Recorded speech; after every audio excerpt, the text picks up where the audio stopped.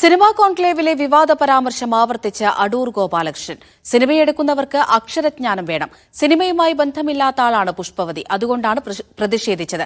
Funding ഉപയോഗിച്ച് സിനിമയെടുക്കുന്ന മുൻപരിചയമില്ലാത്തവർക്ക് training കൊടുക്കണമെന്നും Adoor Gopalakrishnan ആവർത്തിച്ചു. ഏതെങ്കിലും സമയത്ത് ഏതെങ്കിലും ഒരു വാക്കിലെങ്കിലും ഈ രണ്ടു കൂട്ടരെ മോശമാക്കി പറഞ്ഞിട്ടുണ്ടോ? ഞാൻ ഉണ്ടെങ്കിൽ ഞാൻ സമ്മതിക്കുന്നു, ഞാൻ ക്ഷമാപണം ചെയ്യാം.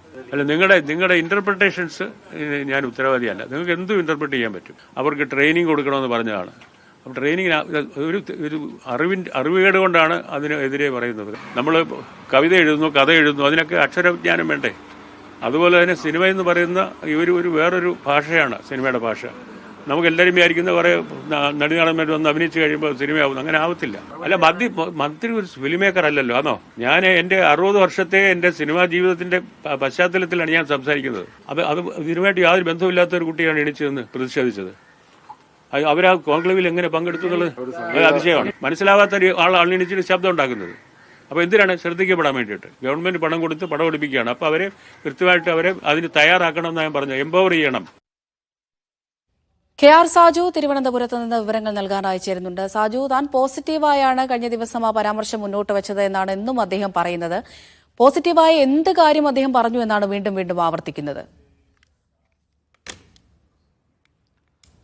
അമൃത, തന്റെ പരാമർശങ്ങളിൽ ഉറച്ചു നിൽക്കുമ്പോഴും തന്റെ വാക്കുകൾ വ്യാഖ്യാനിച്ചെടുത്താണ് പിഴവ് പറ്റിയത് മറ്റുള്ളവർക്ക് എന്ന നിലപാടാണ് അടൂർ ഗോപാലകൃഷ്ണൻ യഥാർത്ഥത്തിൽ വിശദീകരണത്തിലും സ്വീകരിക്കുന്നത്. അപ്പോഴും ഇന്നലെ പറഞ്ഞ വാചകങ്ങൾ അദ്ദേഹം ആവർത്തിക്കുകയും ചെയ്യുന്നു. അതായത് സർക്കാർ പണം ഉപയോഗിച്ചുകൊണ്ട് സിനിമയെടുക്കുന്നവർക്ക് 3 മാസത്തെ പരിശീലനം നൽകണം. കഥയും കവിതയും ഒക്കെ എഴുതുന്നവർക്ക് അക്ഷരജ്ഞാനം വേണം. അതുപോലെ തന്നെ സിനിമയുടെ ഭാഷയിലും അക്ഷരജ്ഞാനം വേണം എന്ന ഒരു നിലപാടാണ് അദ്ദേഹം എടുക്കുന്നത്. ഒരാളുടെ പേരിൽ പണം കൊടുത്തുകൊണ്ട് മറ്റൊരാൾ സിനിമ ചെയ്യുന്ന രീതിയുണ്ട്. പലർക്കായും ക്യാമറാമാൻമാർ ചിത്രമെടുത്തിട്ടുണ്ട് എന്ന പരാമർശവും അദ്ദേഹം പറയുന്നു. എന്നിട്ട് ഇതെല്ലാം നല്ല ഉദ്ദേശത്തോടു കൂടിയാണ് പറയുന്നത് എന്ന് പറഞ്ഞുകൊണ്ട് സിനിമയെടുക്കാൻ ആഗ്രഹിച്ചാൽ മാത്രം പോരാ, വിദഗ്ധന്മാരുടെ ട്രെയിനിങ് കൊടുക്കണം. എങ്ങനെയാണ് സ്ക്രീൻ ചെയ്യുന്നത്? നിങ്ങൾ പടമെടുക്കുമെന്ന് ഞാൻ എങ്ങനെയാണ് മനസ്സിലാക്കുന്നത് എന്ന ചോദ്യം ഉന്നയിക്കുന്നു. ഓറിയന്റേഷൻ കിട്ടാത്തതിന്റെ കുറവ് താൻ കണ്ട ചിത്രങ്ങളിൽ പലതിലുമുണ്ട്. ഗവൺമെന്റ് സാമ്പത്തിക സഹായം നൽകുന്നത് സ്ത്രീകൾക്കും SC ST വിഭാഗത്തിൽ ഉള്ള ആളുകൾക്കാണ്. അതുകൊണ്ടാണ് ആ വിഭാഗത്തിന്റെ പേര് എടുത്തു പറഞ്ഞത്. മന്ത്രിയുടെ പരാമർശത്തെക്കുറിച്ച് മന്ത്രി സിനിമാക്കാരനല്ലല്ലോ എന്ന മറുപടി പറയുമ്പോഴും പ്രതിഷേധിച്ച പുഷ്പാവതിക്കെതിരെ അതിശക്തമായ വിമർശനം ഇന്നും അടൂർ ഗോപാലകൃഷ്ണൻ ഉന്നയിക്കുന്നു. സിനിമയുമായി ബന്ധമില്ലാത്ത ആളാണ് പ്രതിഷേധിച്ചത്.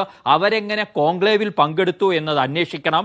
ഞാൻ പറയുന്നത് എന്തെന്നറിയാത്ത ആളാ എങ്ങനെയാണ് പ്രതിഷേധിക്കുക? ശ്രദ്ധിക്കപ്പെടാൻ വേണ്ടിയായിരുന്നു പ്രതിഷേധം എന്ന വിമർശനവും ഉന്നയിക്കുന്നുണ്ട് അദ്ദേഹം. ഒപ്പം തന്നെ ചാലയിലെ തൊഴിലാളികൾക്കെതിരെയും ഇന്നലെ പരാമർശങ്ങൾ നടത്തി. അതിലും ഉറച്ചു നിന്നുകൊണ്ടുള്ള മറുപടികളാണ് ഇന്നും അടൂർ ഗോപാലകൃഷ്ണൻ നൽകിയത്. നിലപാടുകളിൽ അദ്ദേഹം മാറ്റം വരുത്തുന്നില്ല. എന്നാൽ താൻ ആരെയെങ്കിലും അധിക്ഷേപിച്ചിട്ടുണ്ടെങ്കിൽ മാപ്പ് പറയാമെന്ന് പറഞ്ഞു തുടങ്ങിക്കൊണ്ട് താൻ ആരെയും അധിക്ഷേപിച്ചിട്ടില്ല എന്ന് സ്ഥാപിക്കാൻ കൂടിയാണ് അടൂർ ഗോപാലകൃഷ്ണൻ ഇന്നും ശ്രമിച്ചിരിക്കുന്നത്. അമൃത, കെ.ആർ. സാജു ആണ് വിവരങ്ങൾ നൽകിയത്.